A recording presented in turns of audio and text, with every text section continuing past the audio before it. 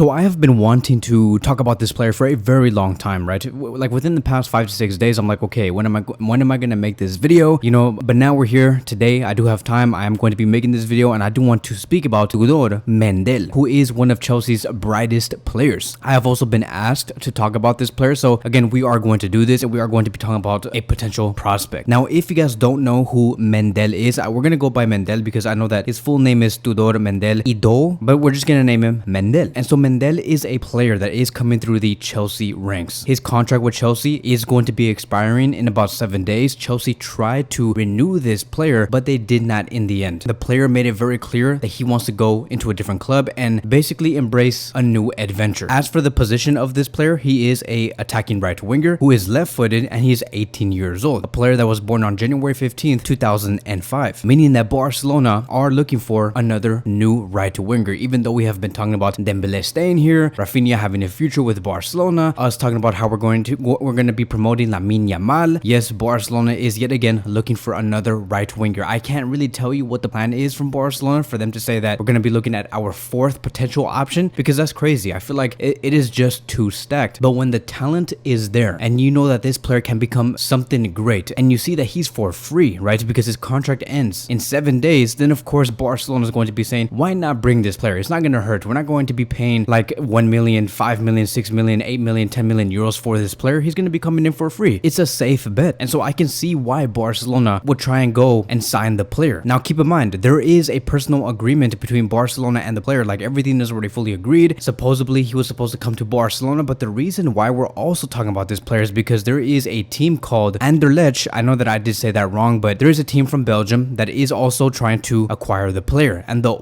way that they believe they can lure the player in is by bringing a better economical offer and also guarantee him first team football, which is something that Barcelona cannot do, and they're not willing to offer him right now. So obviously their economic proposal is probably lower than the team in Belgium's, but for sure Barcelona's main plan with the player is to introduce him into Juvenal A, not even Barcelona Athletic, which is crazy because it is also confusing because you look at his talent, you look at what he can do, he should at the very least be at Barca Athletic. And so maybe this might be something that the player says, hey, look, like I understand that I signed a personal agreement with Barcelona, but if that team in Belgium can guarantee me first team football, then I'd rather just go there. And so Fabrizio Romano has stated this very clearly. Anderlecht are now trying to hijack Barcelona's move to sign former Chelsea prospect Tudor Mendel. Barcelona verbally agreed personal terms with Mendel to sign him, but the Belgium team are making a last-minute attempt, which is very scary. They have sent a better financial offer to Tudor Mendel and promised to include him in first-team dynamics. They are also indeed trying to hijack the deal with Barcelona, and that's the one thing that we all must get very clear. And I hope that Barcelona do make an extra effort to talk to the player and say, hey, look, like this is the club for you. We are going to nurture you correctly. We're going to grow you in the best way possible. Yes, we understand that you might be looking for the money, but if you do decide to go to that club and you're debating only because the money is there at Belgium, then the choice is going to be yours. So Barcelona must do something, like just have some sort of persuasive talk with a player, because again, he's free. We're not spending any money, and I don't mind Barcelona going that extra mile verbally to convince the player. If we were like in a bidding war, like let's say for example with Real Madrid for Arda Güler, then yeah, that would have been a different case, like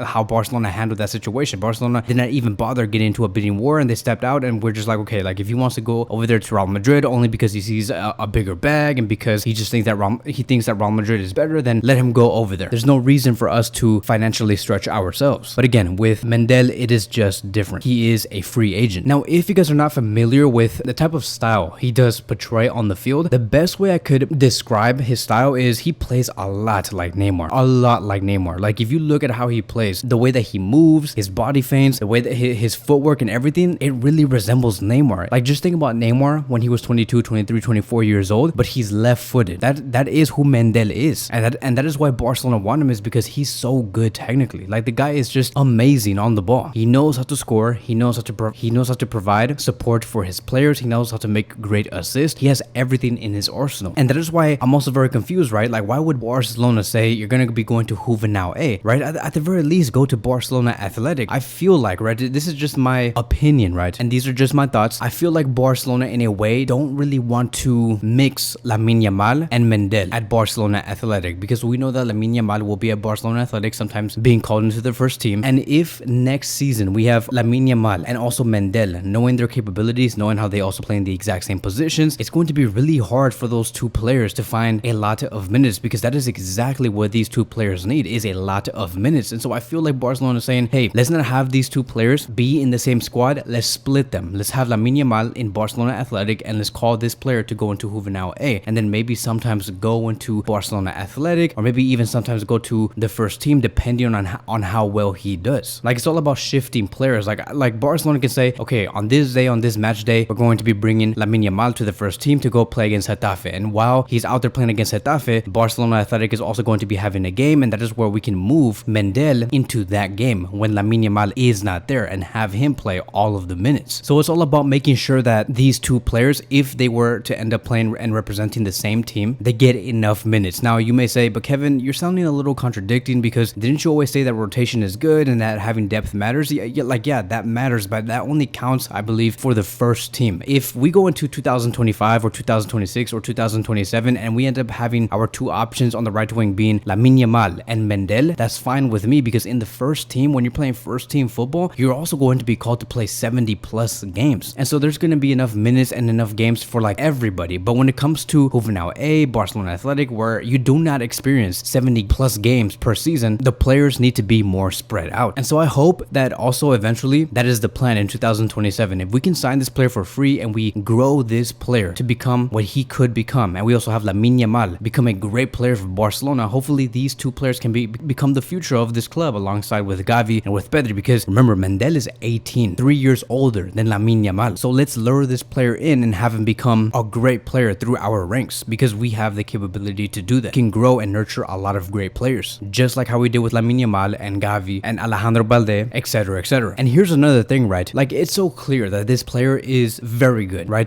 Technique wise, he's really, really good. I can't express that enough. You guys have to go watch his videos. I'm also going to be providing a link in the comment sections down below. It's going to be the pinned comment. It'll be a highlight video. But it's strange to me, right, that the fact that he's so good, I don't know why Chelsea did not make a counter offer or try even more to sign and renew the player. Like, they literally just gave him one contract renewal, and then he said no. He's like, and then Chelsea's like, okay, fine, like, just go wherever you want. That really does make me think, right? Like, is there something wrong with this player? Is there something that the player is not doing well sportingly, or maybe outside of the club? Does Chelsea know something that we don't know? Because if you have a talented player through your academy, and you know he's one of the best gems in your academy, you're gonna do whatever it takes to renew the player, like what we have been doing with Alejandro Balde and Gavi and many of these young players, Lamine Yamal. We would do whatever it takes. As a matter of fact, we make that as like our first priority. But with Chelsea and this player, they didn't even bother making a counter offer or a second bid or nothing. So I'm really wondering why Chelsea did not go fully through with the renewal. And so that is it. That is going to be my analysis on the player. Obviously, once it is confirmed that he does get officially signed and he does not get hijacked, we will go even into greater depth on the player and talk about him even more on this YouTube channel. So if you guys did like this video and like this analysis, please like this video. Also subscribe to the channel if you guys do want to support me. I would really appreciate it. That is going to be wrapping up our video for today, and I will see you guys in the next one.